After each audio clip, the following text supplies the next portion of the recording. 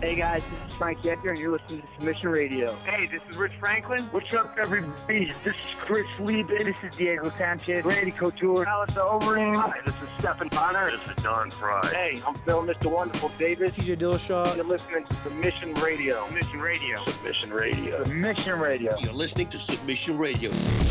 Welcome to Submission Radio, episode 167. It's the 15th of August. Dennis Kuratov here with Kasper Rozalowski with another episode of Submission Radio. Cas, some new faces joining the collection of fighters that have joined the Submission Radio alumni. A very, very prestigious group where you have names such as Uriah Faber, you have names such as our good friend Luke Rockhold, you have names such as our good friend Bas Rutten, and now a few more names in the fold. I was waiting for Bas Rutten. I was like, is Bas Rutten going to be first, second, or third in this lineup? But Bas Rutten is like if there was a Submission Radio Hall of Fame, he'd be the poster boy for that. His face would be like the logo of the Submission Radio Hall of Fame. I'm excited. We got some sexy new faces to add to that list. Mike Perry, somebody who we've wanted to get on for a very long time. The Wild Man himself is going to be gracing us with his presence on this week's episode. He's up in the mountains. He's in Albuquerque.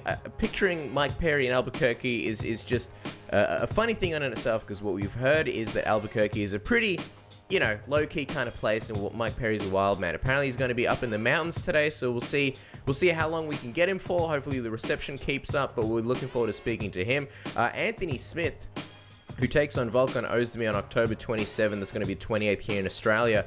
A very, very key fight for the light heavyweight division. He's going to be jumping on the program. I can't wait to speak to him. Jake Ellenberger, somebody who hasn't been on the program for a very long time. Some tough times for Jake Ellenberger, but we used to get him on a lot in the past, and we figured now's the perfect time. He's got a fight coming up against Brian Barberena, so we want to know how his life has changed since the last time we spoke to him. Also, Casey Leydon and Esther Lin, the videographer from MMA Fighting, and of course the photographer from MMA Fighting and All Elbows.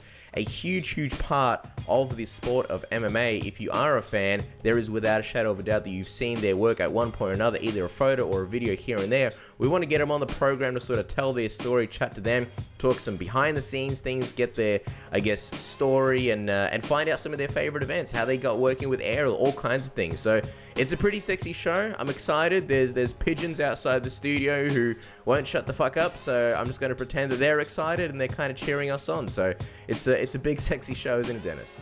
Yeah, that's right. Some Submission Radio pigeons. I mean, when it comes to branding and trademarking, sort of pigeons could be the next big thing for us here at Submission Radio. Yeah. So we appreciate them joining us. They're like flying billboards here this morning.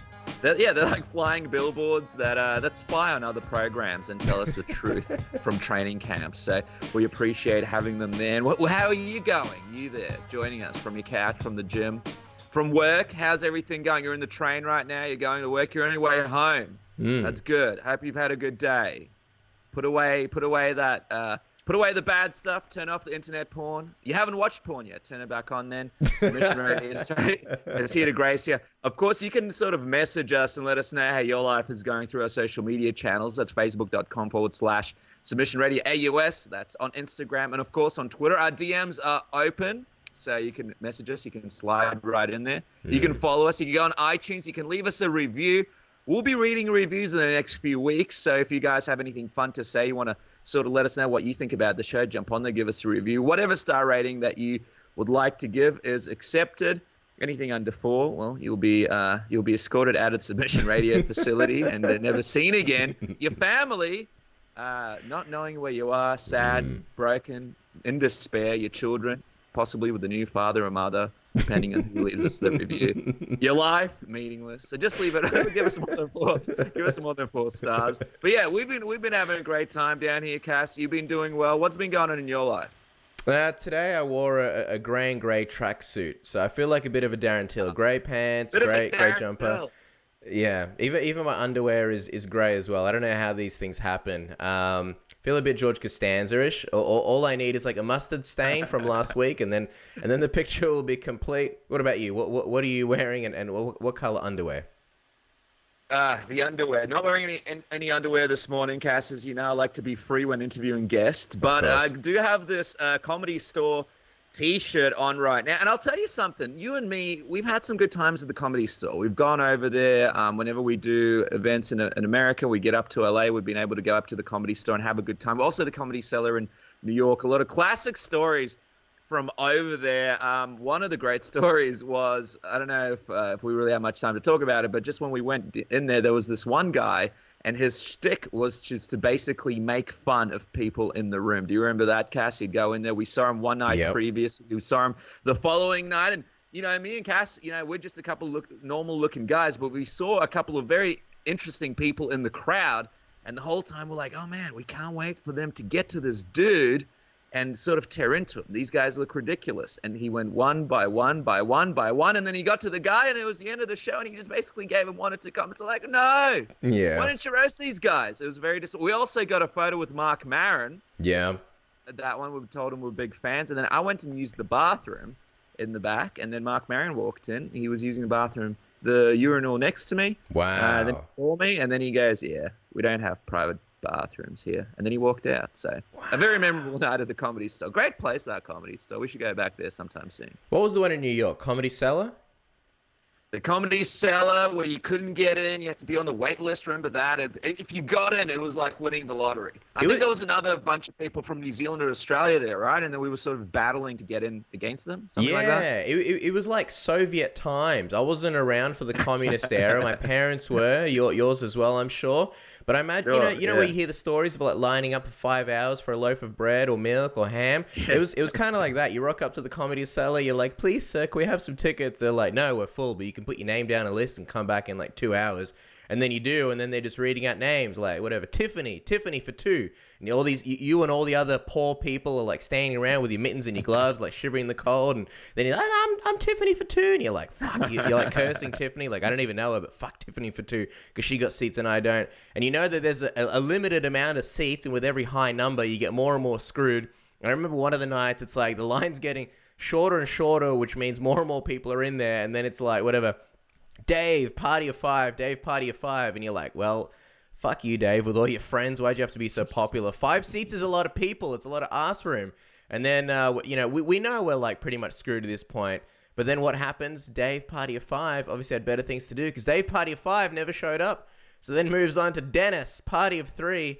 And then we slid in there like into some sexy DMs. Wasn't that a great time? Yeah, it was great. We quickly disposed of Dave and his friends in the back alley, and then we were naturally next up on the list. Also, an interesting story on the way home. We were going, and I think it was from there. It could have been from a number of places because we really hit it hard when we were in New York. We basically didn't sleep. All we did was sightsee, drink, and cover MMA. I think we left Madison Square Garden around 5 or 6 in the morning, Cass, or like close to 7 in the morning. 7 in the morning, fell asleep at 10 in the morning, woke up at 12 to see the Rockefeller Center.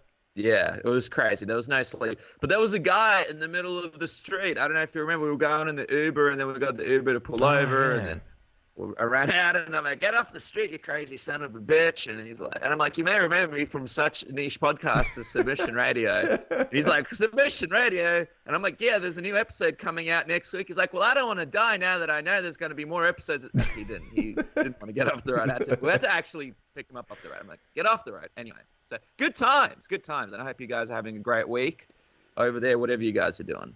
Yeah, send us some updates. Let us know what you're doing in the comments section below. Give us some comments in general on not only how your week is, but just in general what your thoughts are on any of the interviews that we have this week. The order is Jake Ellenberger first, Casey Leydon and Esther Lin coming up next, Mike Perry, and then Anthony Smith to wrap the show off in a very sexy fashion. So without further ado, it's enough rambling from us. I think that suffices for an intro. I believe our first guest is patiently waiting on the line. And Dennis, you're about to introduce him. All right, guys. Our next guest is a UFC veteran. At only 33 years of age, he had his first UFC fight at UFC Fight Night 19 on September 19th, 2009. Since then, he's fought some of the biggest names in the sport. He returns to UFC Fight Night 135 against Brian Barberino, the juggernaut himself, Jake Ellenberger. It's been a while. Welcome back to Submission Radio. It's great to have you. Hey, it's good to be back, guys. Thanks for having me. Long time no speak. What a wild ride it's been, man. We couldn't believe that you've been almost in the UFC for 10 years. What do you remember when you think back to your UFC debut, man? Especially considering you had a very close loss in your first outing against Carlos Condit, who was an absolute killer at the time. Yeah, it brings back a lot of emotions, a lot of everything. Because yeah, I remember how I felt as far as getting the phone call to the fight. It's crazy to think about though. 10 years is a long time, and it's been quite a up and down road. But I'm healthy, I'm injury free. I got my brain, so there's a lot of good things, a lot of things I'm thankful for, and what I get to do what I love. I still love fighting. I still love competing and fighting, and and here we are.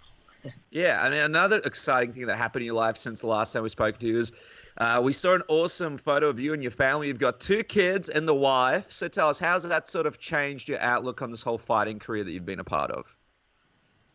It's good. It's changed in a lot of ways.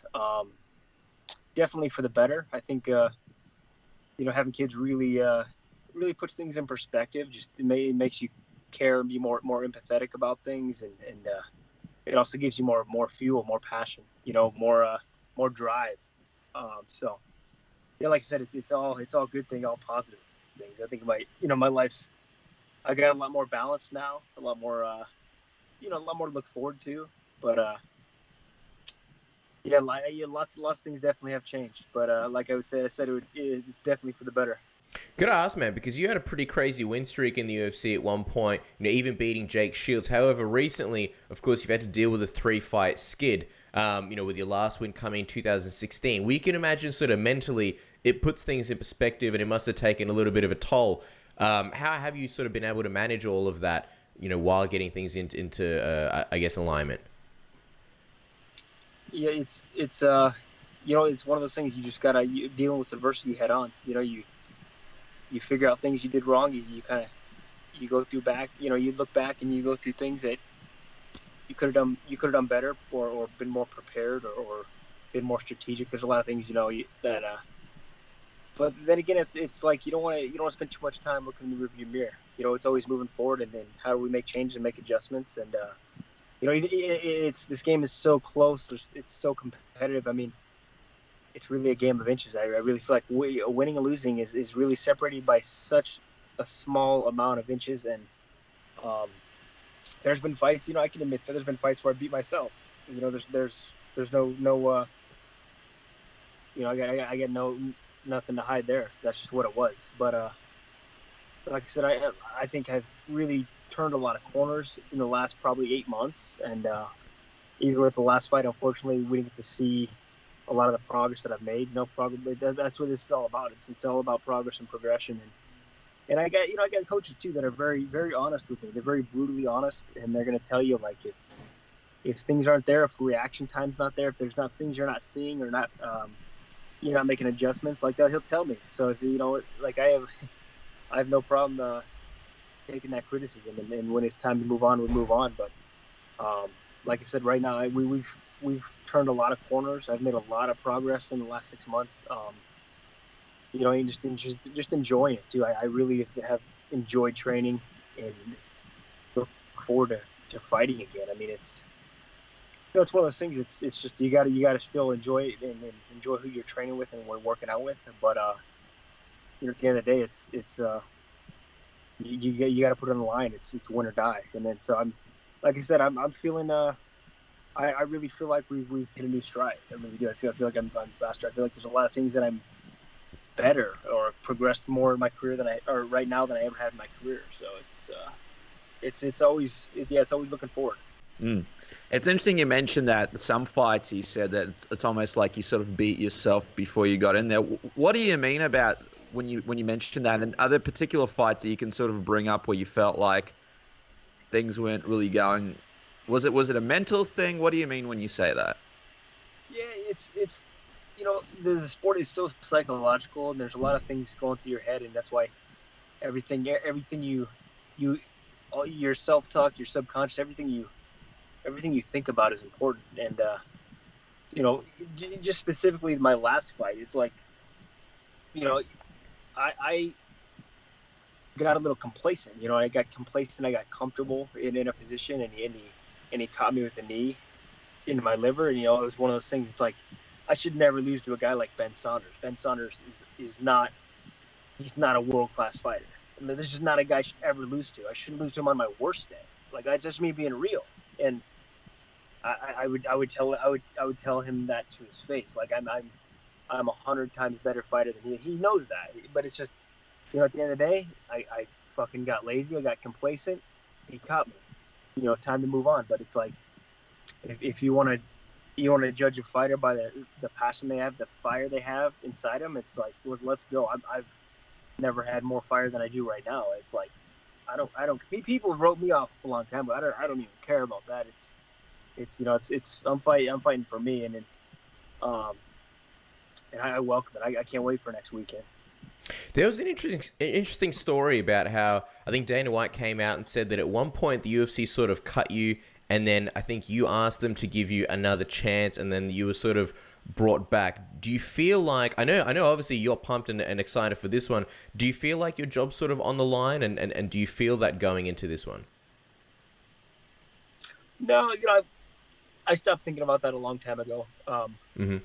In reality, your job's always on the line. It's like nothing's for sure. Nothing's ever certain in this sport, especially mixed martial arts. But it is what it is. Like I think that, like I said, every fight is different. Every fight, you feel different emotions. You got to manage different emotions, and for me, it's I don't look at that. I don't look at it that way at all. You know what I mean? But was there a time where I did? Sure. But not right now. Right now it's really, I really enjoy it again, and I'm really, like I said, I really have just that fire, and I'm really looking forward to next weekend. So yeah, as far as I take it one fight at a time. I don't look past that. So it's one of those things. Like I said, there's not a lot of certainty right now in this sport. It's interesting because there's a lot of stuff happening up the top of the division. What do you think when you see what's happening right now with Woodley being champion, Covington sort of being the interim champion, and the belt being stripped, Darren Till, not really making weight and being in the title picture? And is it hard for you not to be a part of that picture as well, knowing how good you are in the gym, and it's sort of not really materializing when you have gotten in the octagon lately? Yeah, it is. It's things are constantly moving so fast too. I mean, it's you got even just the top five. It's like things shift, things move so quickly. Things dramatically change within one fight. You got one. Darren Till was somebody new, but nobody knew who he was. He beats Cowboy, and then he beats Thompson, and now he's fighting for a world title. And what I mean, like a year ago, he was. A lot of people didn't know who he was, and not that he doesn't deserve to be there, because he's obviously proven himself, but that's just how fast things change, how fast everything in the sport changes. So, like I said, for me, I just focus on one fight at a time, what I can control, what I can do to be better, and more strategy. So. And just sort of on that, you spoke about the honesty of the coaches. What would you say is something, I guess, kind of new things that you've done that maybe you didn't do in recent years that have really been working for you recently?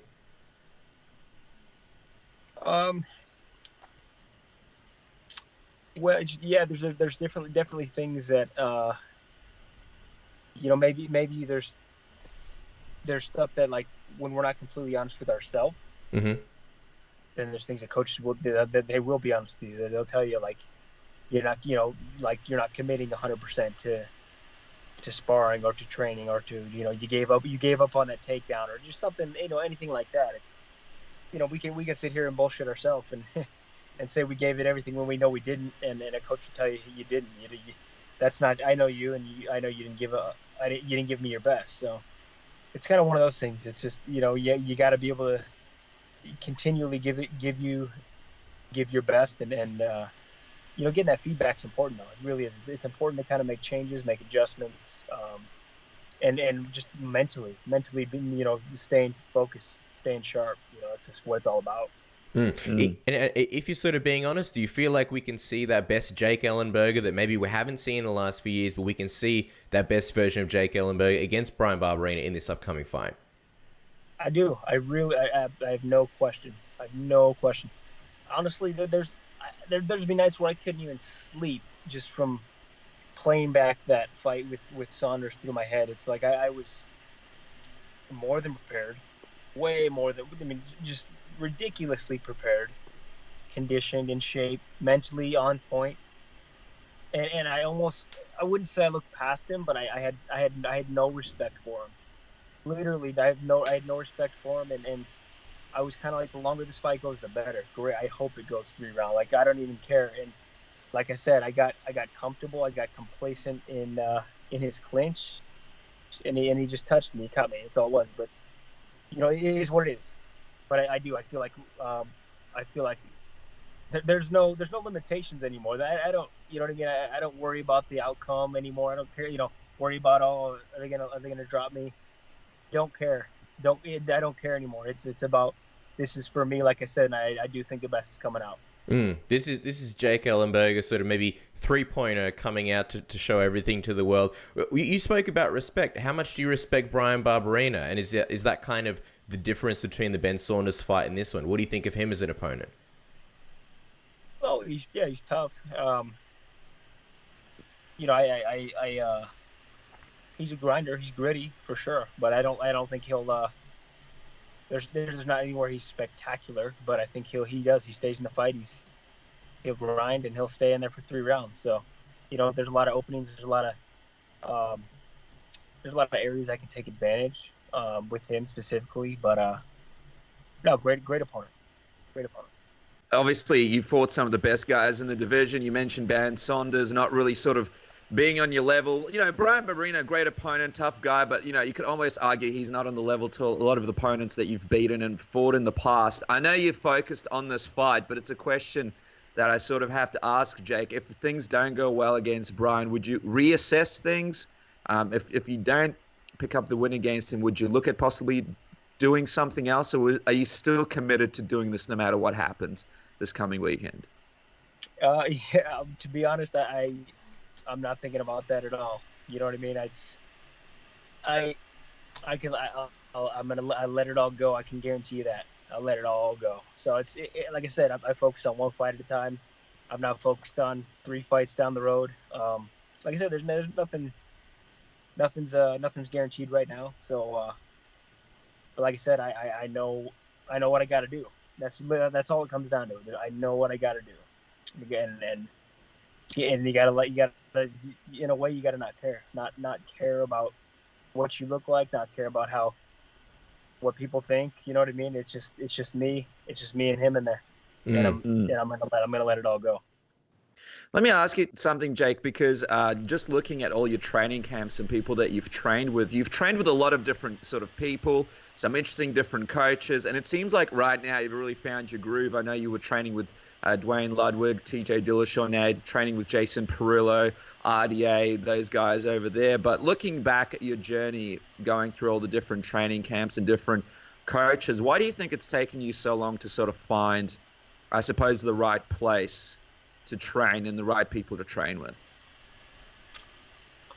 Well, do you feel like there's some people that you would have trained with along that way that might have not been the best people to help you prepare at that time?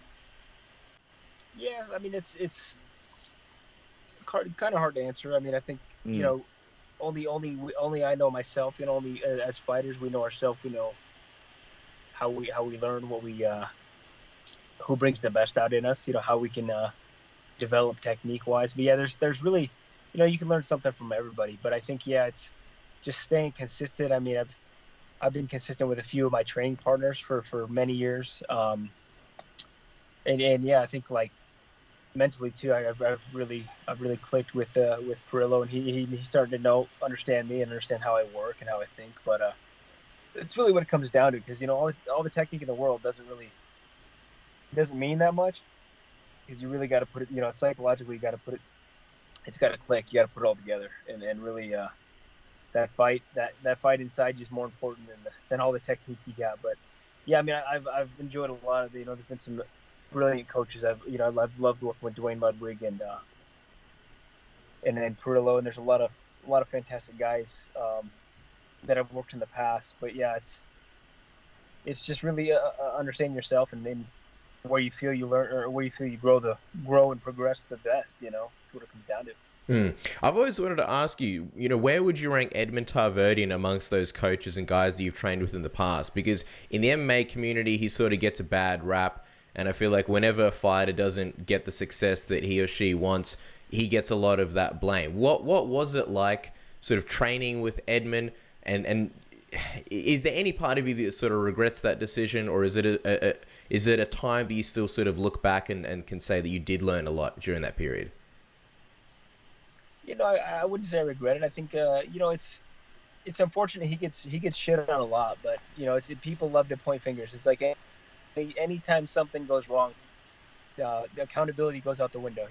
Nobody likes to say, "Hey, this was on me." I could work with the best coaches in the world, and if you know what I mean, at the end of the day, if I don't fight and I don't come to fight, that's on me. You know what I mean? So but no, I think he's a smart guy. There's a lot of things he does do well. There's a lot of things he knows. He's a very smart guy when it comes to technique and stuff. But like I said, he's kind of gotten shit on a lot, just specifically for Ronda and just for stuff like that. But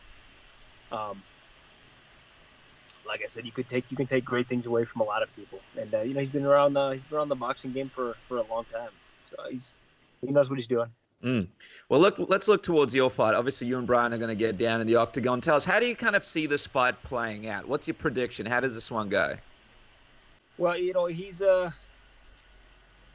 me, it's I have no doubt I'll find a way to win. And if it goes 3 rounds, it goes 3 rounds.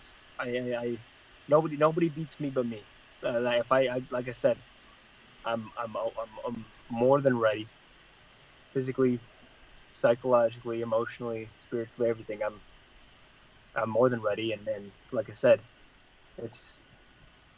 I'm ready to let it all out there, let it all go. And I guess this is going to be a bit of a homecoming for you, going down, fighting in Lincoln, in Nebraska. What's that going to be like for you, sort of fighting in your hometown? And I guess, what are you going to do afterwards to celebrate? I imagine there's going to be a whole bunch of friends, family, everyone coming out to see you fight. Yeah, it'll be nice. I haven't been back there since 2012 when me and Diego got to main event there in Omaha. But wow. It'll be nice. I'll certainly have a lot of support there. That's for sure. But like I said, I gotta take care of business. I gotta come out there and I know what I gotta do. It's really what it comes down to. So once I do what I gotta do, get my hand raised, and we'll go from there. But that's all I'm focused on right now. All right, guys. Well, check out Jake fighting UFC Lincoln on August 25th, 26th here in Australia. Make sure to follow him at Ellenberger MMA on Twitter and Instagram. Jake, all the best, and thank you so much for taking the time to join us. We know you have a busy training camp, so we appreciate you coming on the program. No problem at all, guys. Thanks for having me. Hey, this is Tony Okagui Ferguson, and you guys listen to Submission Radio. Keep tuning in, guys. All right, guys. Joining us on the program today, 2 people have had a major impact on the biggest coverages in sports combat history. You know their work from MMA Fighting, All Elbows. Joining us is Casey Leydon, the video director at MMA Fighting, and Esther Lin, whose photos you can definitely recognize from any major UFC Showtime boxing event. Guys, it's been too long. Welcome to the show. Thanks for having us. Whoa, there's the cute dog. How cute. Wow. What's the name of this one, Casey? She is Fezzik. She's named after Andre the Giant's character in The Princess Bride. How cute. And she's barking at a possum back in the backyard right now, so I'm trying to tell her to be quiet. That's funny, because I actually have my dog sitting right behind me as well, Winston. He's asleep, but okay. I'll get him up here as well. So, guys, it's kind of crazy because we're used to hanging out with you guys behind the scenes, behind the cameras. And Esther, I know you guys do some breakdowns from time to time, but how do you guys feel being in front of the camera sort of talking to us for once? Uneasy. Casey? It's, I don't know. I'm behind the camera for a reason. I don't know. What do you mean? You got a sweet mustache? I feel like your mustache belongs in front of the camera, Casey. So I feel like we're lucky enough to get you guys in front of it for once. We want to start at the very beginning. Dennis and I, we obviously have a history spanning going back to high school. We met when we were about 12. Where and when did you guys first meet? We met about 13 years ago. Be careful, Casey. You're going to get in trouble here. I moved to LA from Texas, from Houston, Texas, where I was working on primarily rap videos. Wow. So I was working like stuff like Slim Thug and Paul Wall and Bun B. Wow. But then I moved out to California, LA, to work on an absurd documentary. And during that, when I moved here, I basically met Esther within about a month and a half of moving here. And then, long story short, my roommate kicked me out. It's expensive to live in LA, so I moved in with her. So we just kind of go, hey, you know, this would be better if we were like in love and everything. So that happened. And once that documentary kind of, you know, came and went, that's how we met. Yeah, that's how we met. So, and then everything's. When we met at first, you weren't a photographer at that point. No, I wasn't actually. I worked in production as well. I worked in pre and post production. I worked for like a commercial company. I worked on a lot of like toy commercials and like banking commercials and random stuff like that. Nice. I was going to ask you, Esther, what were your thoughts when you first saw Casey's face? I mean, did you think, all right, this could be a guy that I could spend some time with here, or what went through your mind? I thought he was really funny. That was my first impression of him. I remember actually, so we actually met online first. But he sent me a picture, and it was him dressed as a dinosaur drinking a beer. Do you remember that one, Casey? Why the dinosaur drinking a beer? I feel like you were going for the whole "I'm a fun guy" vibe. Well, because at the time I liked beer and I liked dinosaurs. Are you saying you don't like dinosaurs and beer at the time? Right now, we don't. Right now, I'm more of just a dinosaur guy. Okay. But yeah, I mean, I'm just a huge dinosaur fan, so yeah. I was just really excited. So, and in true romance fashion, he actually gave me a mix CD on our first date. So, yeah. Wow. What kind of jams were there? Just give it name. Do you remember a couple of hits on there, Casey, that you would have put on there? What were some of my go-to ones, or the early ones? Do you remember? I think you have FYP on there. Yeah, a lot of like old, like really snotty, loud punk rock, and maybe some New Order, some Joy Division, those type of stuff. There was Angry Samoans. Some Angry Samoans, a lot of LA punk stuff. Nice. You know, yeah, the good stuff. Baja Man. Yeah. Baja Man. Baja Man. Mixed some. I put some Nickelback, sides, you know. Yeah. Nickelback. You're like, I already heard that Nickelback song. I'm like, oh. This is a remix. So explain to us, because me and my partner Ash, we've been together for quite some time, and when we try to do something together, there's usually bottles flying. She's usually trying to push me down on the ground. There's usually a policeman being called from time to time. What's it like working in a high-pressure environment together, knowing that you guys sort of live together? You're a couple. You're around each other quite so much. What's that dynamic like?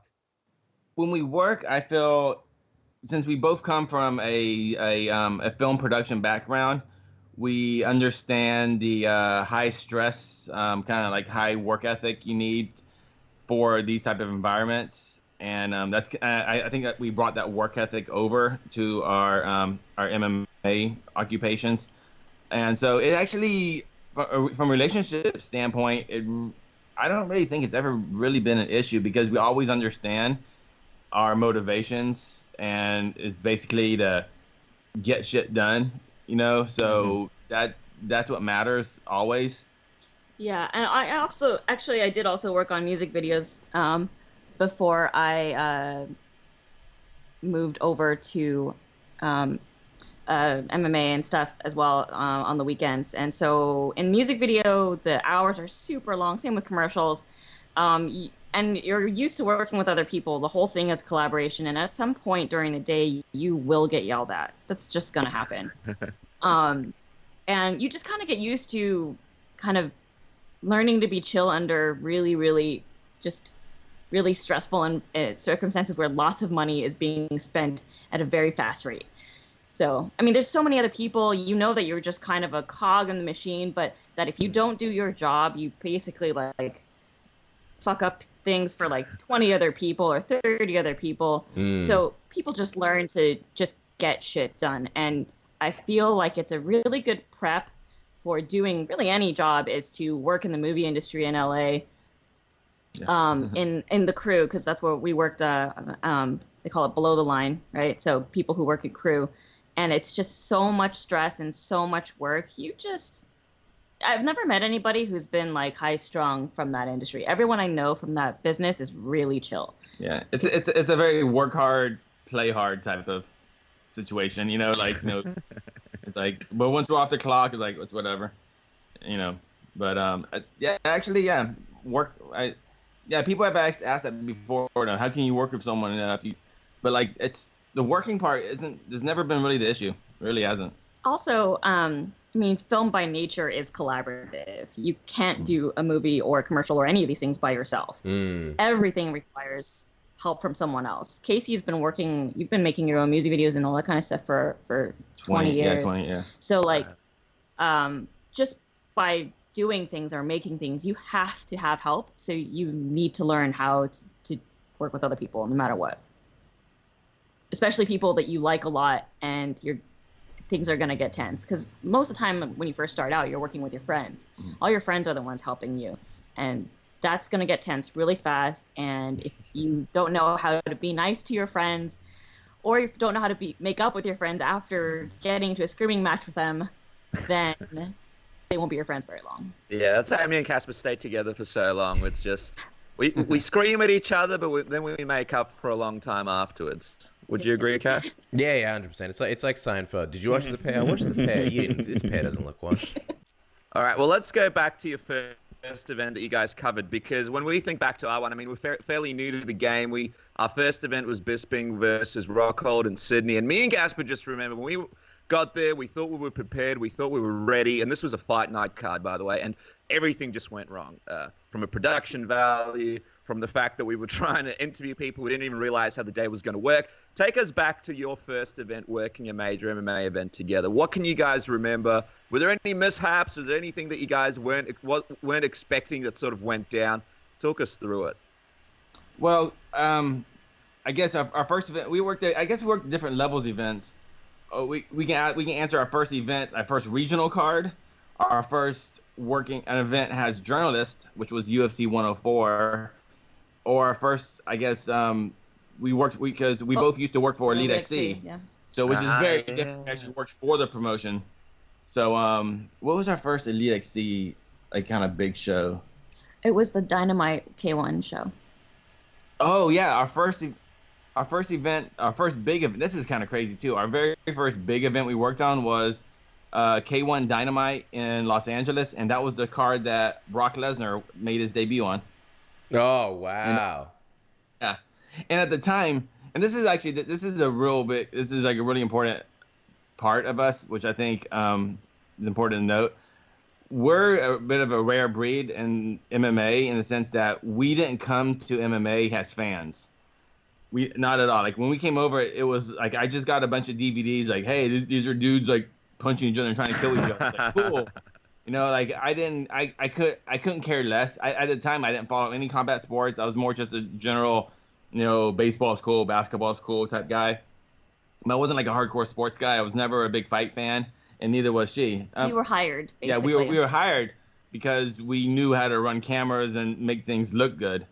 And so when we worked that first K1 show, people told me Brock Lesnar was a big deal, and obviously he was a big person.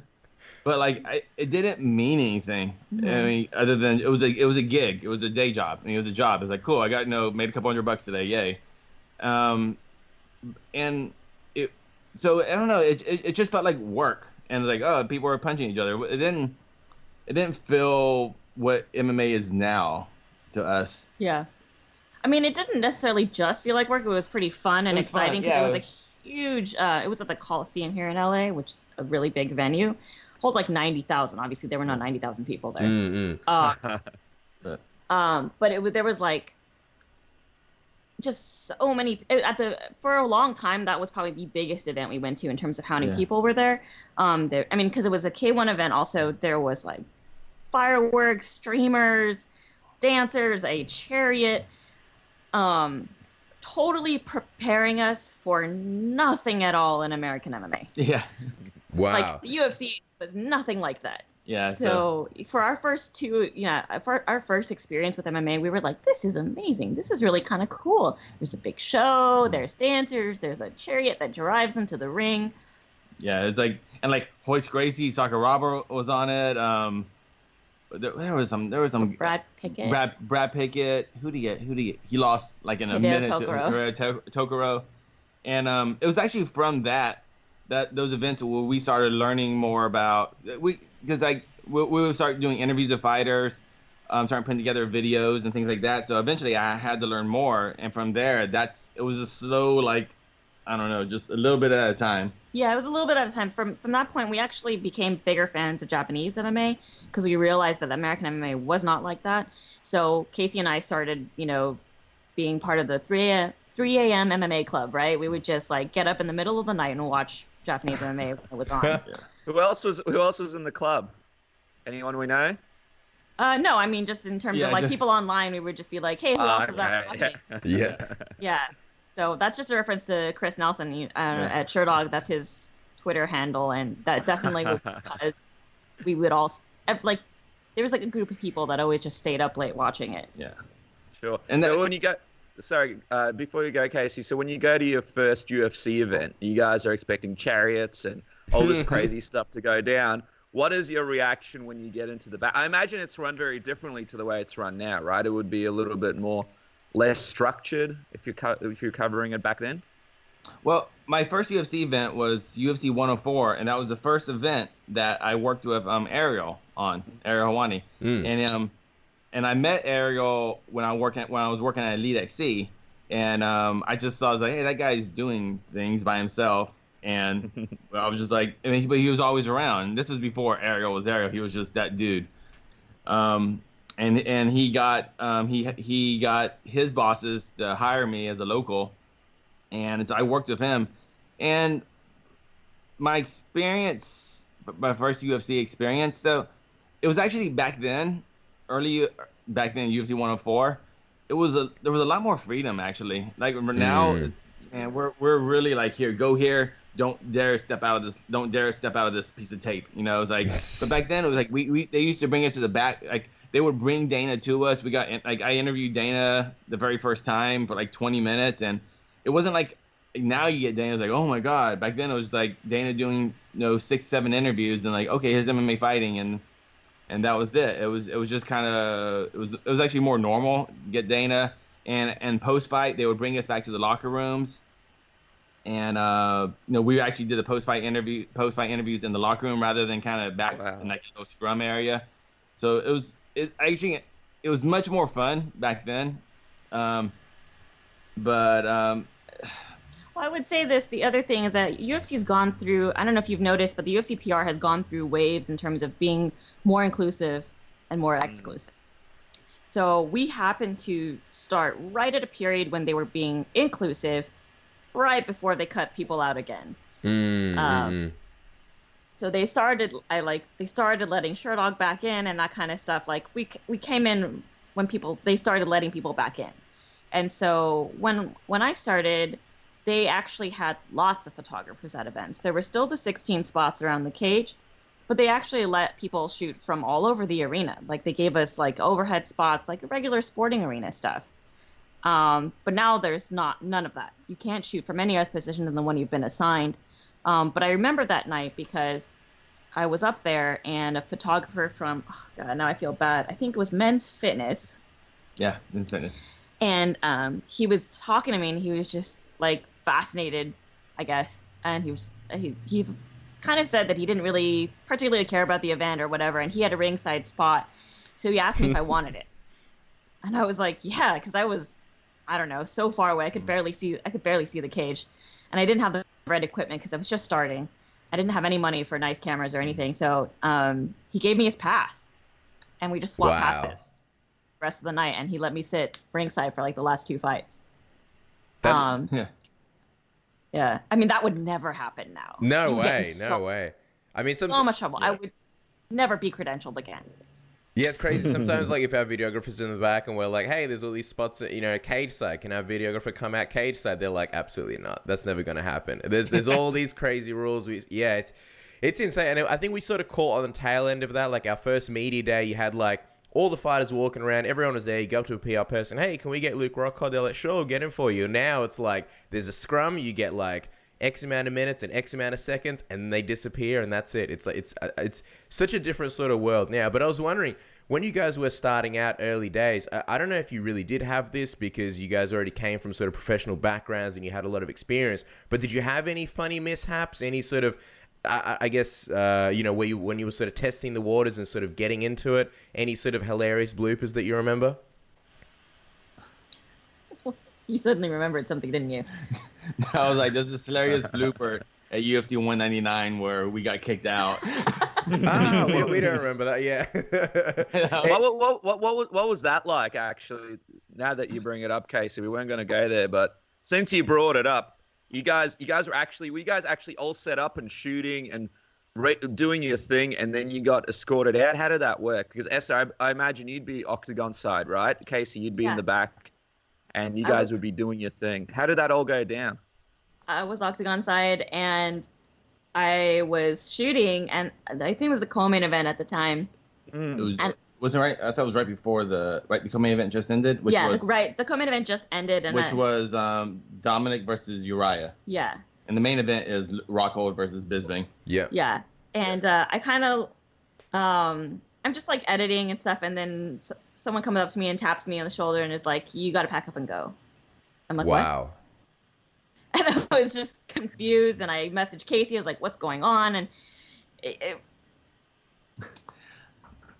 I'm gonna be selective on the stories I tell right now. But I got two funny stories from those moments though. Yeah. That night, we just happened to have an intern for that day. He was just a local photographer, like a teenager or whatever. he was a college student that was interning with me. He was just interning. He was older than all of us. Little kid. We had his newborn helping us out. No, so this is his first time, and he was a big ever at a UFC event, and he was working with us, and so he was all super excited and everything. And then all of a sudden, before the main event, I'm like, "Oh, by the way, we're getting kicked out of the arena right now." And he's like, "What?" Wow. And he's like, he's on his lap because I think he was helping me upload videos. He was like, "Hey, what's the URL address?" And like he's talking to Ariel, and Ariel's like, "This isn't the time. We gotta go." So like, it was like, and he was like, "What?" Like, what? He just didn't understand. I go, "Trust me, I don't know what's going on either." So we get kicked out of the arena, and that's a whole drama. But that's for another day. So this is it. Now, take in mind, this is in Inglewood, California, where we live. This is at the Forum. We get outside the arena. The whole process is maybe like 10 minutes by the time they say you're out of here, and then we're out in the parking lot. So we're outside. It was Esther, our intern, Ariel, myself, and we're walking toward the cars. It's a big open parking lot, and all of a sudden we just hear these kind of roars from the arena, like wow, we just hear a bunch of noise, and oh no, and Ariel looks at his phone and he goes, "Oh wow, Bisping just won." And we go, "Oh, that'd been cool to see." but then, as soon as it happens, I quickly realize, "Oh crap, we better get to the car fast, otherwise we're gonna get trapped in this parking lot for like the next 45 minutes." So while this is happening, we're like, "Where's the car? Where's the car? We gotta go. I don't want because we're all in really crappy moods right now, but we're like, oh wow, crazy things just happened in there, but we also gotta get out of the parking lot because there's nothing worse than like kind of you just want to leave and then we're just kind of stuck there." So, So like literally, but by the time we got to our car and got home, before the post press conference was even starting, we were sitting back in our living room at home, just like watching TV. Like, all right, this is weird. Like, it was just like, all right, yeah, I guess, yeah. So that was kind of, yeah, that was my wacky story. Wow, that's a hell of a story, guys. Before we wrap up, we've got to find out what your favorite events to cover were. if you could only choose one, I know it's like choosing a child and saying he's your favorite, but we'll go one by one. Esther, your favorite event that you've ever covered? I know you've done a lot of massive boxing events. Obviously, you guys have done lots of really big pro wrestling events. You've also done the biggest MMA cards of all time. Esther, what stands out to you as your favorite? Ooh. I don't know. I have to say that as a fan, my favorite events were all the ones we worked in Japan. There was just I don't know. It meshes with me. I don't know. I really like the environment. I like the show. Yeah, they were special. Yeah, we covered some Dream and Sengoku shows, and it's just you hear fighters like Rampage or even like Nick Diaz talk about the Japanese fans are different. Japanese MMA is different. It really is. It's just even though once they get in the ring or cage, they're doing the same crap everyone else is doing, but everything before and after just feels so different. And I feel very fortunate that we weren't there for the height of Pride, but I felt we were there. We were at Saitama for the big New Year shows, and those are just to be there with those big walkouts. I remember we saw Gono fight, and his walkout, the guy next to me told me, he's like, I counted 70 people walking him out. Jeez. I was like, yeah, there were a lot of people up there. I was like, yeah, I believe you. And just I think those are just, for both of us, those are really special moments because I don't think we're ever gonna get those again. Yeah. I just think that's a different era, and I agree. Like those are because they were for us. I mean, not for us, but like. Yeah, I mean, we didn't necessarily get the best coverage out of them because we were American media in Japan and we didn't get very good access. But just being in the building and getting to see how it all worked behind stage. And actually, on one event, I covered a Dream that Mayhem Miller headlined against Sakuraba. Oh yeah, that's great. I got to go to the rehearsals. Wow. The day before, and I met the director of the show, and watched him work and watched him coordinate with Mayhem his whole walkout and the dancers and all that stuff. Huh. And you could completely see why the show was the way it was because he was so creative and so open-minded and just really funny and just a really warm guy who loved listening to other people's ideas and collaborating and seeing what kind of creative thing everybody came up with. Just watching him work, you understood why the shows looked the way they did.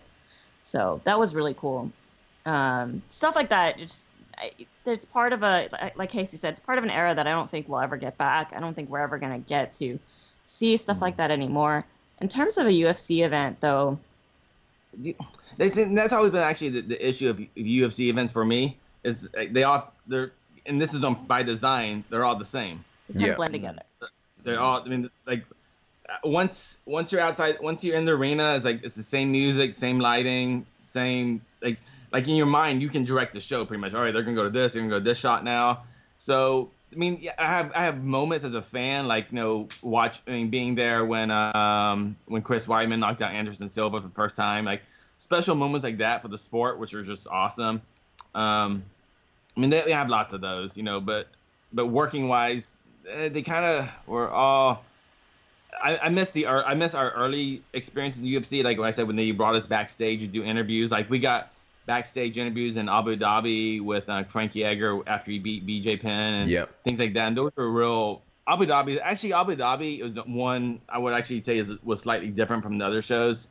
Outside of that, even the first UFC pay-per-view was pretty similar. Outside the fans, it was kind of the same. But the experience of being in Abu Dhabi obviously was very fun. It was an outdoor event, yeah. And because it was there were not very many American media there, the UFC did us a favor of basically like bussing us around to all of the media events. So we didn't really have to coordinate. And I don't know how this is possible, but I felt like we had more free time. Wow.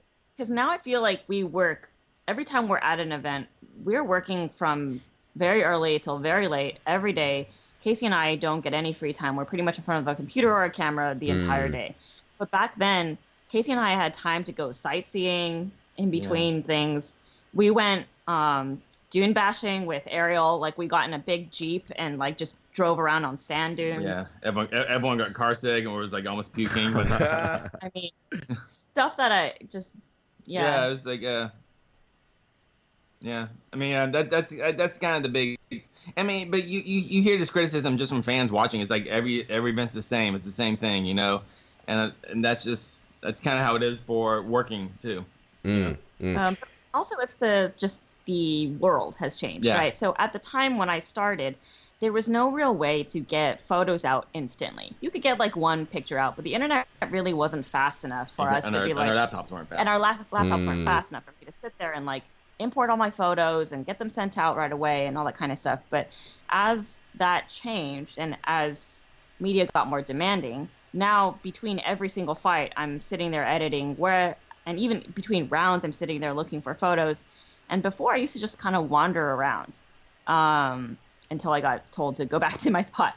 So it was like, I felt like I got a lot more random storytelling in, or just like atmospheric stuff. And that kind of has definitely fallen off. But it's definitely from the uniformity of the events. Also, I don't take a wide arena shot because it kind of looks the same at every arena, except for like in Melbourne. All the white lawn chairs. Yeah. Yeah, that's classic. Yes, I love that. It's very, I don't know, comforting every time I see that shot. I always think, I know exactly which arena that is. I know exactly what event that was. And that was actually funny enough. Not that I'm going to get into that story, but that was the first time we met Ariel face to face. So a lot of good memories in UFC 193. And you guys as well. And you guys, of course. You guys filmed the preview show and the post show, of course. Guys, one day when you look back on your catalogs and all your photos, I mean, it's probably going to take you like 1,000 years to look through all of them because there's going to be so many, but you're going to see some of the biggest highlights, obviously, in combat sports history. So it's a huge honor and privilege to have you guys on the show today. Guys, don't forget to follow their amazing work. You can follow Casey on Twitter at EKC, and of course, Esther at All Elbows. Love their handles, by the way. Visit allelbows.com, and of course, MMA Fighting to see all their amazing work. Thank you so much for jumping on with us, guys. I really appreciate it. Thanks for having us. Thank you. This is Chael Sonnen, and you are listening to Submission Radio. All right, guys. Our next guest is long overdue on the program. Currently set to face Donald Cowboy Cerrone in a fight that's sure to get fans out of their seats. One of the biggest characters in the UFC's welterweight division, Platinum, Mike Perry. Welcome for the first time to Submission Radio. What an honor. How are you today, man? I'm doing well, bro. It's out here in New Mexico, training my ass off, getting this work. On our way to the top of the mountains right now to go get some elevation, man. So. Perfect. Before we get into your fight, we want to ask you about your sparring session with Darren Till. The video of you guys talking to each other about having a sparring session sort of went viral last week. How did the sparring session go? And is it true that apparently you brought MMA gloves and he brought boxing gloves and you guys had one glove each, or is that just a completely made-up lie? No, that's totally true, man. He had my MMA glove on his right hand jab, and I had my MMA glove on my left hand jab, and he had boxing gloves on my power hand. That's hilarious. How did you guys come to that conclusion? I think that part was Darren's idea. I was like, yo, I got these little gloves, and then he's like, you want to do 1-on-1? That's fun. Yeah, let's do it. Steaming them. So tell me. Good time, though. Yeah, so tell me, it's interesting because obviously he's a guy that's going to be fighting for the belt in your division. How did the sparring session go? And was it a good chance for you to see where you guys were at compared to each other's skill set? Was there a clear-cut winner in the sparring session, or how did it play out? No, there's no there wasn't. We weren't fighting to win or lose. We were just fighting to get some good work and to see if we could, land a couple good shots on each other's faces and still, just get some good work, get a good sweat, and learn from one another. And I'm similar size to the champ T. Woodley. I throw that overhand right very similar to the way he does. So, it was a good look for him too. for him coming up with the champ. You know, my wrestling doesn't compare, but I mean, who cares who won or lost? It was a good experience, and you know, I'm sure he would say the same thing. We're not looking to fucking degrade each other just like in the sparring match. I was thinking maybe we should have people record it. He had the damn camera crew with him, but we just hopped in an Uber by ourselves, went, put the match down, and we just got to work, man. It was just us.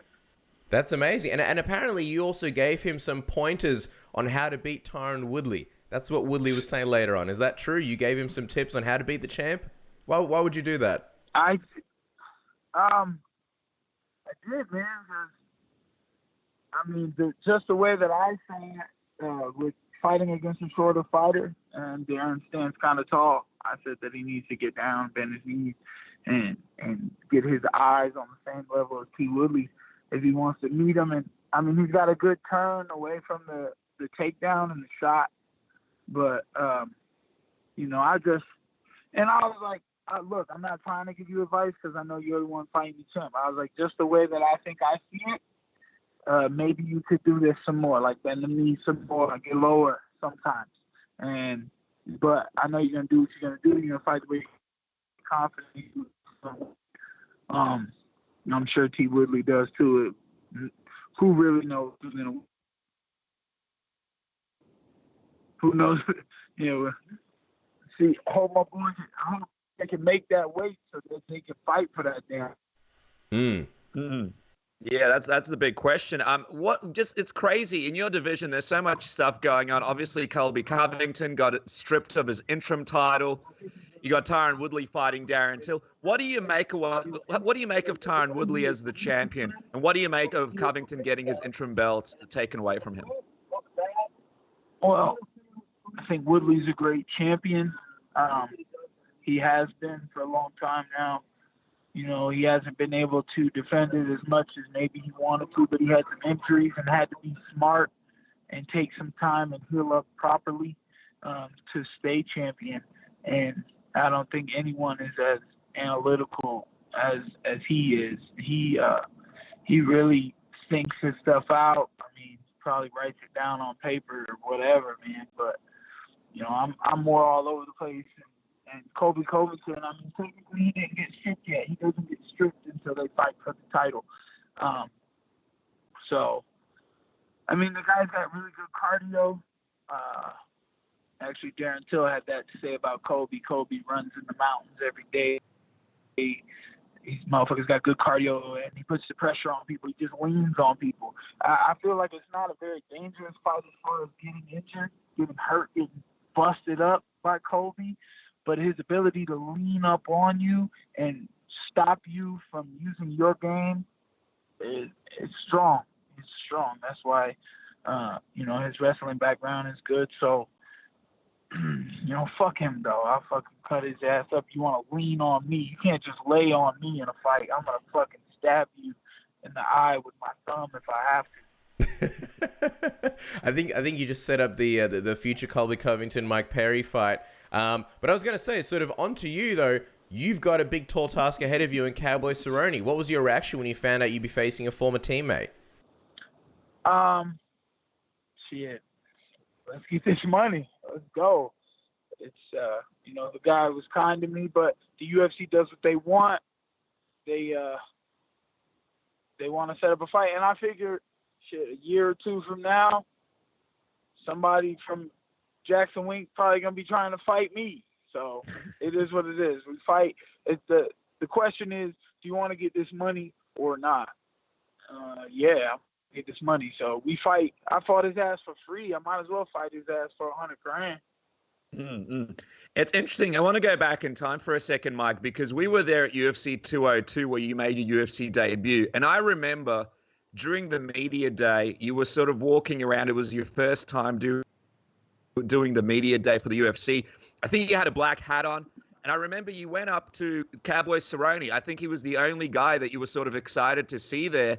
And you guys sort of had a moment. You came up to him, you introduced yourself. I think you shook hands, and you even got some photos taken. And I think you guys sort of had something in common there. There was a little bit of a connection. Do you remember that UFC 202 media day when you sort of met him? And I posted a picture of it today of me and him at UFC 202 media day. Wow. And I said that we knew back then that we were going to fight someday. So, nothing to it but to do it. And now it's come full circle. Do you remember any sort of funny stories or training sessions or any funny moments that happened when you and Cowboy were either training or hanging out in Albuquerque? Shit. I mean, there was a couple, man. He took me shooting guns. We went out on his boat, and he took me surfing on his boat, man. That was really cool. Really nice of the guy.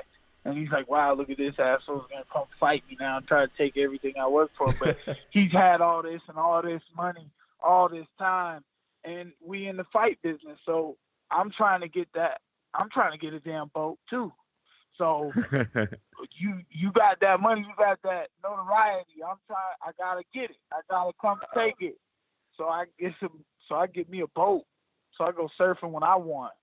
And I think he'd One time appreciate. we sparred for about 20 minutes straight. Wow, 20 minutes straight. Was that just during the class, or was that just on the side with you guys just organizing it yourself? No, that was at his ranch, the BMF ranch, where he trains in his warehouse there, and fucking yeah, man. We just went. It was actually about 23 minutes, and we weren't trying to throw bombs on each other. We were really more grappling. Nobody was able to grab a submission, and I'm in the car with this crazy motherfucker right now that's trying to kill us while we drive to the top of the mountain. I might lose you guys here in the mountains, no telling, but yeah, you know. Yeah.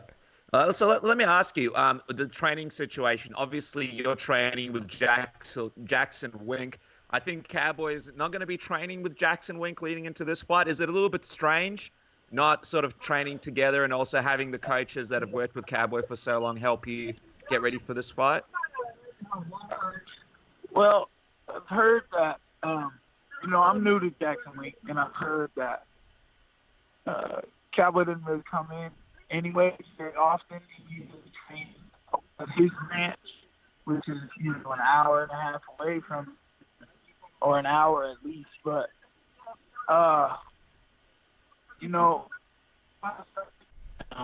it's not really a change for him. It's not really a change for many people in the gym.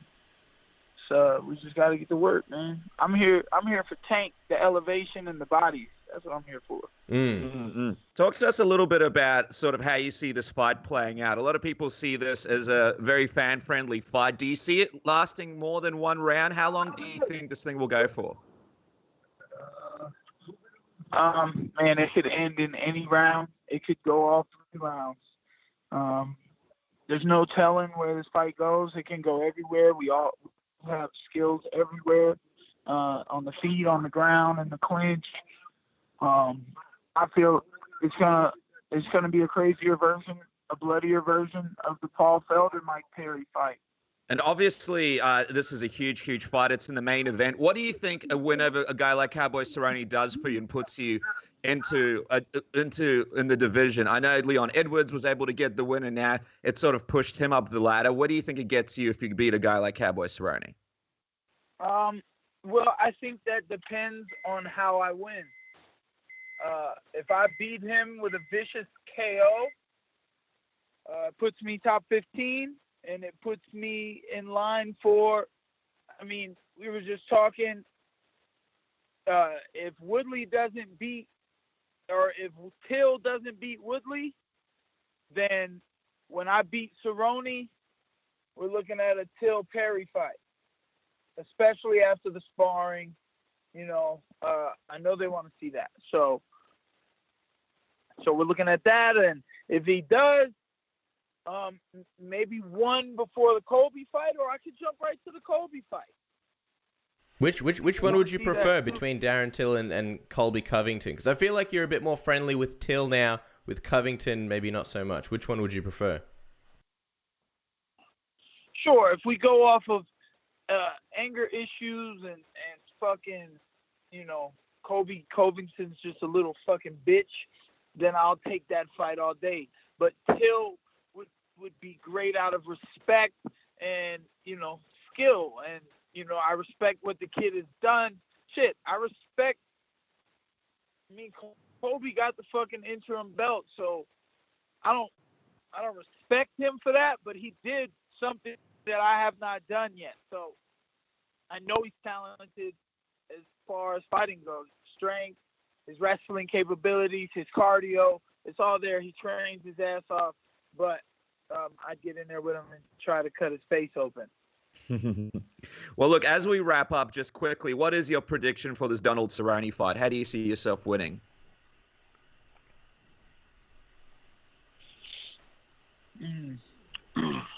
I mean, I hope it's as crazy, if not crazier, than the Felder fight. I hope I can get the finish, though. I'm looking for the finish always. Try to put my hands on his face and KO him. I'm not looking for a submission. If he gives up his neck, I'll try to reach for it. I'll try to grab it. But I'm looking to hit him in the face and knock him unconscious in between 1 to 3 rounds. I don't care when. Just get the job done. Well, there you go, guys. Violence promised in Denver, Colorado, when Mike Perry takes on Donald Cowboy Cerrone on November 10th. It's going to be November 11th here in Australia, in New Zealand, so don't miss it. And of course, follow the man on Twitter at Platinum Perry and Instagram Platinum Mike Perry. Mike, thank you so much for your time, man. Really appreciate it. Great chatting to you. Thank you, bro. Sorry we got cut off earlier. Thank you so much for taking the time. Yeah, thank you so much for letting us call you back, and all the best in your fight. Thank you so much, Mike. All right, brother. No problem. You guys have a good one. This is TJ Dillashaw, UFC champ. Listen to Submission Radio.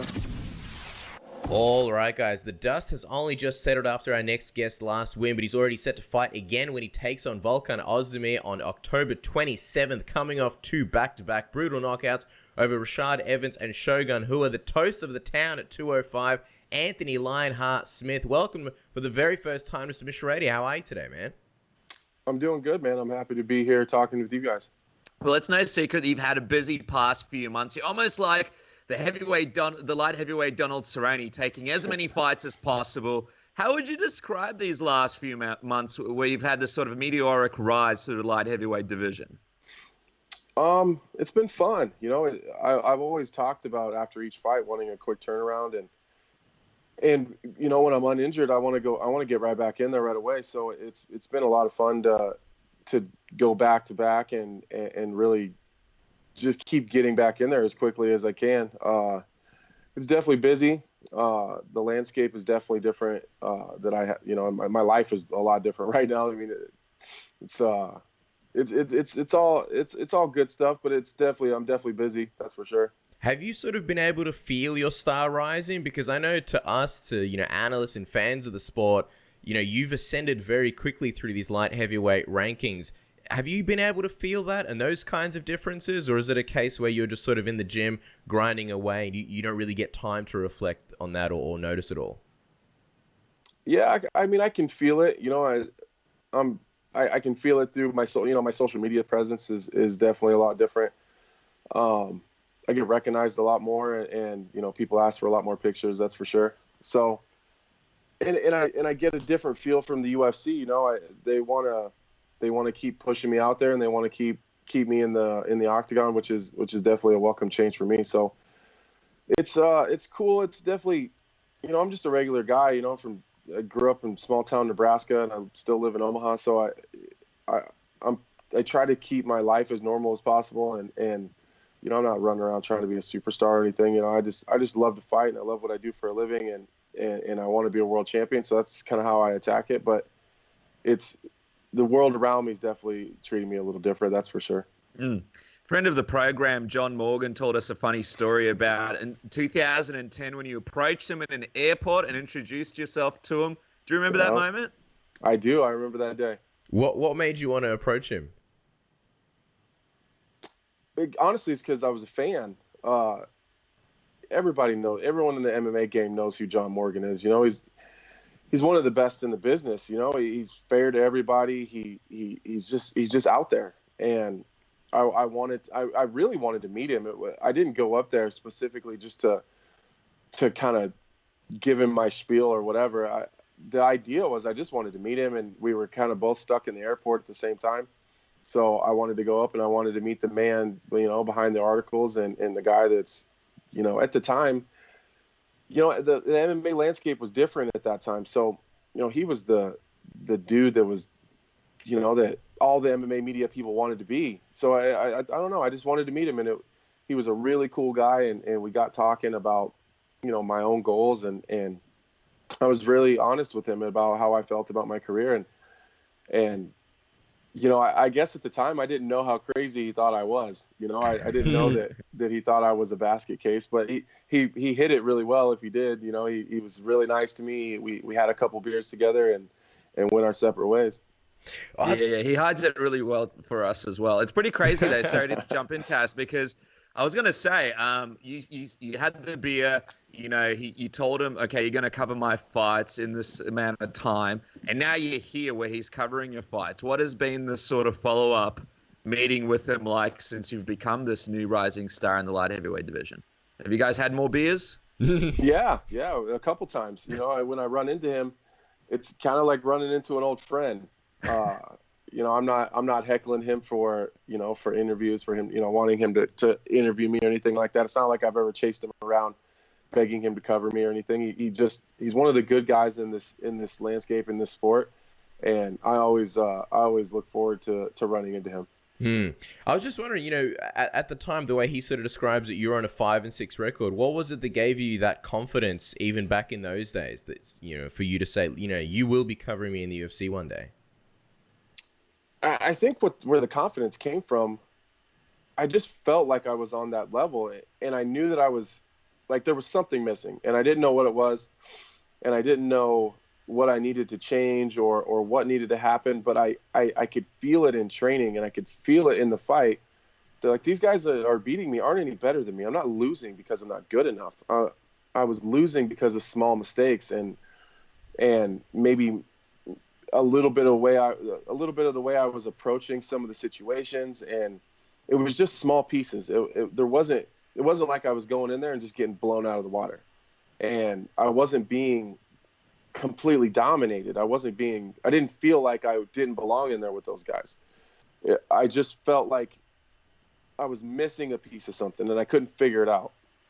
And I just knew that someday, I've said this all along, someday when all this shit comes together and things start clicking and whatever's missing is there, everybody better watch out, because I've always felt like I just needed to get the right gears going the right direction, or the right pieces of the puzzle in the right places. And once they were there, there's nobody that's going to stop me. And I know that sounds crazy coming from a guy with 12 losses or whatever, but that's 12 times that I figured it out, or at least found a problem that needs fixed. That's how I approach it. That's how I look at my career. That's 12 times that I've sat in the back and had to rack my brain for months until the next fight to figure out what I did wrong. And I'm really proud of the fact that I've never made the same mistake twice. If you had to sort of go back and see when the first time was that the correct gears were going into place, can you pinpoint what it was, or the moment, or that first sort of time that this kind of Anthony Smith run began and things sort of started falling into place? I think each fight, a couple more things come together. Like I don't even think that I have it together yet. I can watch the Shogun fight and the Rashad Evans fight, and I could spend 10 minutes picking both of them apart about things I did wrong. So I don't think it's together yet, but I know that during I can go back and tell you each fight in my UFC career of something that I took away from that was positive, whether it was a win or a loss. But when things really started clicking, at least on my feet, was the Elvis Miocic fight. I got taken down, and when we got back to my feet, I don't know, it was one of those moments where things it made sense. And that's when I really took over in that fight and was able to get that big elbow knockout. And then I struggled a lot in the Andrew Sanchez fight. And that was one of the best things that ever happened to me was struggling through that first, second, and most of the third round of just trying to find that center in my brain, because everything was kind of spinning out of control. And no matter how hard I tried, I couldn't get a hold of it. You know, it was like you're falling and you can't figure out which way's up. So me having the ability to go through that whole fight, kind of feeling lost a little bit, not being able to figure out, kind of couldn't get my feet under me. And then finally being able to figure it out, and then it finally clicks, you know, that was a really big fight for me. It wasn't necessarily that impressive. You know, I wasn't scaring anybody in the division with a performance like that, but that was almost 15 minutes of just problem solving. So that was a good one for me, for sure. It's funny how you said you weren't scaring any opponents, because it wasn't that long ago that you were sort of calling anyone and everyone out. After the Rashad fight, you were calling out Sam Alvey just because he was ranked and you wanted to crack those rankings. And then it wasn't long after that you couldn't find an opponent, and all of a sudden now you're fighting Volkan Oezdemir. Why do you think you're having an easier time now? Sort of, you know, you've had this crazy rise. Why do you think you're having an easier time now finding opponents? Well, I kind of got a target on my back now. Everyone in the division is kind of seeing the love that I'm getting from not only the fans but also from the UFC. They're seeing that. You know, it's kind of the same thing that I did to Shogun. You know, I was such a big fan of his, and same thing with Rashad. I wanted to take that shine. You know, I wanted to get the shine that they had, and now I kind of got the shine on me a little bit, and so people want that. They want to be the guy to stop whatever train is rolling right now, and everyone wants to be the hero that stops the monster, and I think that's part of it. And now I'm ranked, so now no one really has an excuse not to fight me.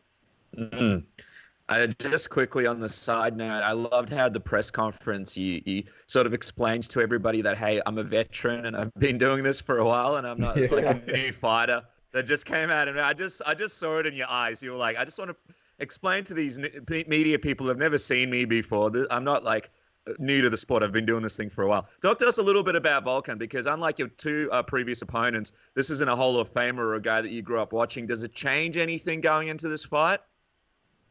No, not really. I think that, I know people are going to say I'm crazy for saying this, but I think that Shogun probably would have beat Volkan, to be honest with you, just the way that their styles kind of match up with each other. Volkan's a guy that doesn't mind taking a step back, and obviously Shogun's the guy that's going to make sure that he does that. So, you know, I don't really, to be honest with you, I haven't watched him fight. Like, I think I watched the Jimmy Manoa fight live, like when it happened, but I haven't gone back and watched any of his tape or any of his film. Actually, the OSP fight that when he got into the UFC on short notice, I actually got offered that fight. Against Volkan or OSP? Against OSP, but I was injured, so I wasn't able to take it. So then Volkan got it, and that's how he got signed. As far as I think that's how it worked. But, anyways, that's the only time I ever really. That's when I found out who he was, just because I seen that he's the one who took that fight. But I've never really paid much attention to him, and that's for no other reason other than, you know, it's just not a guy that was on my radar. There wasn't a whole lot of 205ers that were on my radar at all. So, I mean, I'm sure eventually my coach will sit me down and we'll take a look at him. But he seemed like a nice guy. He's definitely confident. You can see it in his eyes that, you know, he's confident going into this fight, and he may be coming off a loss, but, you know, he had 3 really good wins over some quality opponents. So he's absolutely going to be prepared, and you know, I'm ready to rock and roll. It was cool that he wasn't an asshole or anything. You know, I know that he went through some of that shit talking with DC a little bit, and to be honest with you, I'm just getting too old for that shit. I don't want to do it anymore. So it's cool to just go. It's cool to just do my job, you know. And I know a lot of guys in this sport right now are doing the trash talking thing and drawing attention to them like that. And I'm just a regular dude, and I just figure, I mean, if you want to, I think that I could draw a whole lot more people to me just by doing what I'm doing in the octagon. You know, I think I have a pretty unique ability to make every single fight that I'm in exciting. And it's not something I have to think about. That's just naturally who I am. Just deep down in my soul, that's just the way that I want to fight. And I can't, I've tried to change it and I just can't. So I don't think that I have to do anything extra other than just go in there and fight. And I was going to say, he was really nice at the presser. He gave you some props. Someone asked him about you, and he's like, oh, I think he's trying to steal my gimmick. No time. and no one laughed. Just absolutely, I felt bad for him. I thought that's a good joke, and he got no love for that. But you and him, I mean, you're both known for your violent finishes. I guess that OSP fight sort of went a lot longer, but generally speaking, you know, he gets people pretty quickly out of there. You do the same thing in a very brutal fashion. Are you sort of expecting this one maybe to follow a similar path? I feel like if people are betting, they'd be like, yeah, this probably isn't going to last very long. No, I don't imagine it's going to go to a decision at all. And I kind of did feel bad for him for his joke as well. But I think he's kind of in the same position as a lot of those media guys. Like, if you really go back and look at my record, I mean, I probably got over 20 first-round finishes. So, I mean, he's got this no-time gimmick, but I'm the original no time. I mean, if that's the way we want to look at it, you know what I mean? I got more first round finishes than he's got fights total.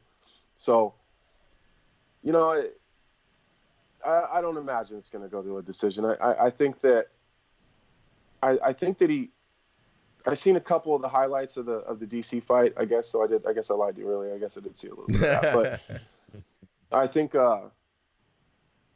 it'll be similar to that. You know, I don't think he likes pressure that much, and like I said, I don't know how to fight any other way. It's just go forward and punch people in the face. That's kind of what DC did to him from the little bit that I've seen. And you know, I think that Volkan has a bright future ahead of him. I think that people like to compare us as far as our rise to the, you know, in the division and how it happened so quickly. Mm-hmm. But I think that I'm a lot more prepared for it than he is. I think that he got to the DC fight a little bit quickly and kind of ended up in deeper water than he expected. And I don't think that he had the experience to mentally deal with some of the problems that DC brings to the table. And I don't think that's a physical thing. I think that that's a mental thing. And I think that I've been through enough bad situations and I've been in enough tough spots that mentally I'm just going to be superior to him in there. There's nothing he's going to throw at me that I haven't seen before. And I'm not necessarily 100% sure that he can say the same thing. Well, it's interesting because he's ranked number 2 and Gustafsson's already had his sort of shot against DC. So if you do win here, where do you think it kind of puts you in the division? I think a finish over Oezdemir puts me in line for a title shot. And to be honest with you, I don't care who it is. I'm not here to challenge DC to a fight. You know, the only thing I challenge DC to do is do the right thing. I think that DC's had a really great career. I think that he's been a great champion. I think that he's a stand-up guy for the most part. I think that the UFC and the game as a whole has been good to him. And I expect that, I challenge him to return that back to the game and either sign on the line and put up your title or get out of my way and don't hold up my journey because no one held up his, you know? So that's what I challenge DC to. I don't really care who has the title. I don't care if it's vacant, and I don't care if I have to pick it up off the ground because he vacates it or if I have to take it off his waist. It literally doesn't matter to me. I don't want to fight DC. I'm not chasing DC. I'm chasing the title, and whether I have to fight Gustafsson for the vacant title or I got to fight DC for it, it literally, I promise you, it makes no difference to me. I don't care. The person doesn't matter. So that's my goal is I have to finish Volkan Oezdemir first. You know, a tough fight or a split decision win against a guy who wasn't even competitive for a second in a title fight that's not good enough for me. That's not good enough that won't make me feel confident standing in the middle of the octagon afterwards asking for something. You know, if you want to ask for something, you need to make sure that you do something to deserve it. And that's why I asked for the Gustafsson fight. If I had a tough fight in a long, drawn-out split decision battle with Shogun, I would have kept my mouth shut. But, you know, I think that I did enough to be able to be in a position to ask for that. Just quickly, I mean, a lot of people sort of debate this all the time, Anthony, and I'm curious to see where your mind's on when it comes to this kind of topic. But who do you see as the true champion of the light heavyweight division? Is it Daniel Cormier? Because a lot of people still believe, although everything that he's gone through, John Jones is still sort of the reigning king in that division. I think it's Daniel Cormier. I really do. I think that it's not just about what you do in the octagon. It's about what, I mean, I guess at the end of the day it is, but you have to follow the rules. You know, no one debates the fact that John Jones definitely beat Daniel Cormier twice, but no one can say for sure that he did it twice without performance enhancing drugs. And I just think that those two fights are a wash. And I know that, you know, I don't think that he failed for the first one, but he did shortly afterwards. And, you know, he's had a bunch of problems follow him. And honestly, I don't care what John Jones does in his personal time. I really don't. But when he comes into the octagon, I expect him to be clean like I expect everyone else to. And he just hasn't shown the ability to do that. So I think that Daniel Cormier is a true champion.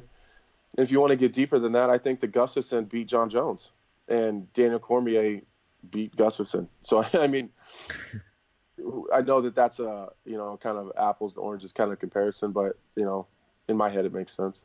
Yeah, no. And you mentioned... Sorry, you go. Well, I was going to say, you mentioned, Anthony, that obviously you want to have an opponent that doesn't cheat or doesn't cut corners. How do you feel about the fact that sort of Brock Lesnar is jumping the queue and might possibly be fighting Daniel? I mean, you're not a fan of the title being held up, but just because of his past and with the PEDs and stuff like that, how do you feel about him jumping the queue and getting this title shot with Daniel Cormier? If Brock Lesnar hadn't have failed his last drug test, I wouldn't have a whole lot of room to stand on to say anything, you know. But I don't think that it's fair, you know. If it was my division that was happening in, I'd be pissed. But you know, I'm kind of in a biased position when it comes to the Brock Lesnar thing because I'm, you know, Stipe is my dude, you know. So I think Stipe deserves a rematch. You know, I think that he's the greatest heavyweight champion we've ever had. I think that he carried that division on his back for a long time, and I think that Stipe had a big part of making that division as exciting as it was and bringing the heavyweights back to something that people wanted to watch, because for a long time, no one gave a shit about the heavyweights. So I think he raised that. I think he raised the bar. And then once you raise the bar, people try to match it, and that brings everybody's level up. So with that said, I think that Stipe deserves a rematch. But I don't blame Daniel for wanting the Brock Lesnar fight. You know, Chael talks a lot about on his podcast about, you know, Daniel necessarily just Daniel deserves that. He deserves that big paycheck. He deserves that big moment, and that's hard to argue with. You know, I think that he probably does, but at the same time, you know, kind of at what cost? You know, what cost does that come to the integrity of the sport and you know what's going on with Stipe? Anthony, appreciate the time, and we'll let you go on in a moment. Just sort of piggybacking off that, sort of with you talking about Stipe bringing excitement back to the heavyweight division. Do you feel like you can sort of be that guy in the light heavyweight division? Because when you look at a lot of the guys at 205, a lot of them are sort of aging guys. They're legends. They're guys we've seen for a long time now, but we don't really know how much longer they have. And, you know, even the champion at the moment, Daniel Cormier himself, he's going to be gone around the corner. We don't know what's going on with John Jones. Do you feel like you can sort of be that guy that, I guess, brings excitement to the light heavyweight division and maybe carries the torch? I mean, I want to be. I think that you need to lead by example, and I think that's what Stipe has always done. You know, he's not a big trash talker. He's not a big talker in general. I mean, Stipe hates the media, and he makes that really clear. But he led by example, and he took the hardest fights, and they were exciting. They were, you know, big knockouts, and that's kind of what I want to do. I want everyone to have to raise their level. I want people to, you know, and I think that I've done that. I think that Shogun brought it because I don't think he had a choice. And I think he knew that in order to try to get to me, that he had to push the pace and he had to close the distance. And I think Rashad did the same thing. And I want people to chase me, but in order to chase me, you're going to have to raise your level, and you're going to have to be willing to get into, you're going to have to be willing to throw yourself in the fire. And that's where I live. I don't have any problem throwing myself in the fire. And, you know, that's your Donald Cerrone's, that's your Carlos Condits, you know what I mean? Your Robbie Lawler's, your Rory McDonald's. Like those are the guys that everyone in the division is chasing because they want to be in those kind of fights. But you got to be willing to step in that fire with them. So I want to be that guy that everybody knows. Like doesn't matter who I fight, it doesn't matter what the style is, whether it's stand-up battle with Volkan Oezdemir or a guy like Corey Anderson that could end up being a little bit of a boring fight, that I'm gonna raise the bar, and it's gonna be exciting, and that's what I want. I want everyone to know that whatever they paid to get into the venue, or whatever they paid for the pay-per-view, or whatever they had to do to watch the fights, that it's gonna be worth the price when I'm fighting.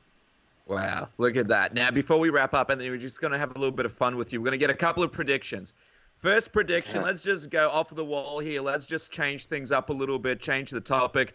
Massive fight happening in UFC 229. Everybody's talking about it. Conor McGregor versus Khabib Nurmagomedov. We're getting some predictions from people. Let's have a little bit of fun here, and let's move out of your division and move away from this fight for just a second. Who do you think, if Anthony Smith had to bet his awesome bedroom that we can see in the background here on this fight, who do you believe is going to be winning it?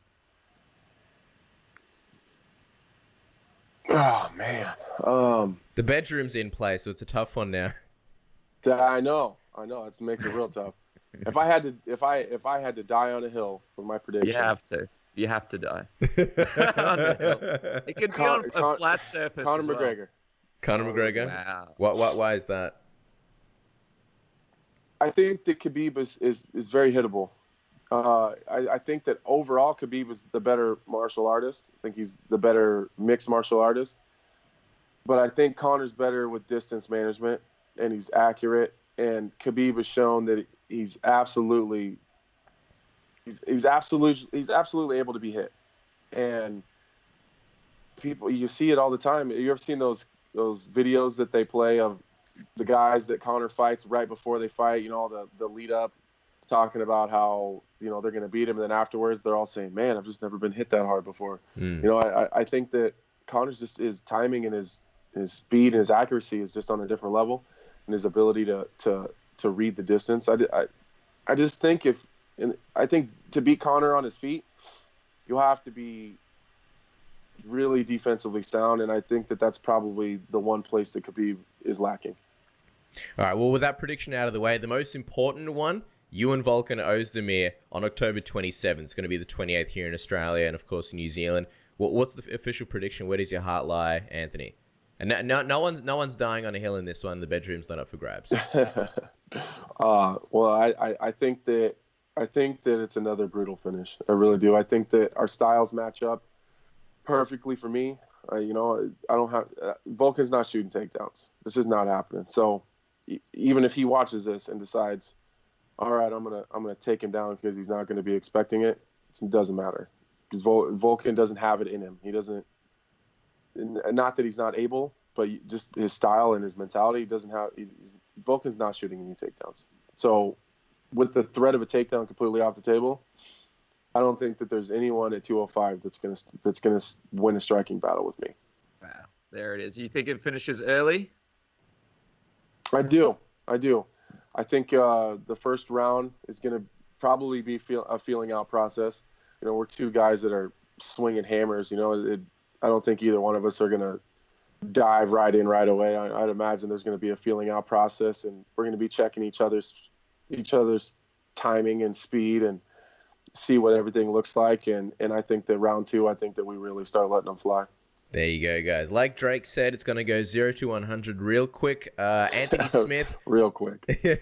versus Volkan Oezdemir on October 27th. It's going to be the 28th here in Australia and New Zealand. Follow the man on Twitter at LionheartSmith, and of course on Instagram at Anthony Smith UFC. Anthony, really appreciate the time, man. This is not only an interview, this is a right deltoid workout. You've been holding your phone there for a while, so really appreciate it. Look out for Anthony's freaky right deltoid in this upcoming fight. The right hand's going to be even more powerful. Thank you so much for your time, man. Really appreciate it. Thanks a lot, guys. Thanks for having me on, and anytime you guys have a minute, I'll be more than happy to come and hang out. Absolutely. We'll definitely get you on the future, man. Good luck. And there he is, Anthony Smith, a rising star, but don't call him new. He's been in the game for a while, so many fights, so many ups and downs, and great to see him. One of the things I love about Anthony Smith, Casper, is that he's very articulate. He's a great guy to speak to, and he really sort of expresses himself in a great way. So excited to see his journey progress in the UFC, and if he can get past Volkan, it'll be a very, very exciting fight. Especially with this Jimmy Manuwa Glover Teixeira fight being being off now and that being in question, it also sort of it pushes them to an even bigger level. Not that those guys would have had a precedent over them, but they're kind of the only thing that's happening in the division right now. So that's crazy. I think it's great, man, to see his meteoric rise. And you're right. Like if you look at a picture of him, if you've never spoken to him, never really saw anything, didn't know anything about the guy, and you see a picture of him, or like even just before he fights, he's got this mean face on him, you would think, Jesus Christ, this guy's a monster. And then you speak to him, and he's like the nicest, kindest, most well thought out guy ever. So an absolute privilege. And he gets very deep. You know, he doesn't give these bullshit answers. You can see that he thinks through everything that he says. Then he gives a very deep, sort of intelligent answer. So I love that about him. Big thank you to him. Big thank you to Jake Ellenberger for coming onto the program again. He's obviously sort of on this emotional journey. We're glad that we sort of caught him in the middle of it before he takes on Brian Barberena. A lot of eyes on that fight. I really can't wait to watch it at UFC Lincoln. Also Casey Leydon and Esther Lin. It was really fun getting to know them a little bit more on the show. I mean, we've sort of been around them and spoken to them for years whenever we see them at international events, but it's nice for you guys to sort of get to know them a little bit more. And of course, the one and only Mike Perry, who was in the mountains, was running the reception. We were battling with him over that, but in the end, we got him, and it was great to chat to him. And I'm sure it's the first of many future appearances for Platinum Mike Perry, so very excited about that. Yeah, it's been a great program. Just a quick reminder before we go, the Submission Radio Technique of the Week is coming back. That's right, you guys. You'll be able to check out the new technique this week. They will happen week by week like they used to. We've got a lot of fun names that are involved in our techniques that are going to be coming out. Some Aussie MMA icons, some unknown names to the casual MMA fan, but with some great techniques. So there's a lot of fun stuff coming. Of course, if you're a jiu-jitsu head, if you're an MMA head, you want to get that sneaky move in that hasn't been taught in class yet to use on your unsuspecting opponent, the Submission Radio Technique of the Week is the place to go.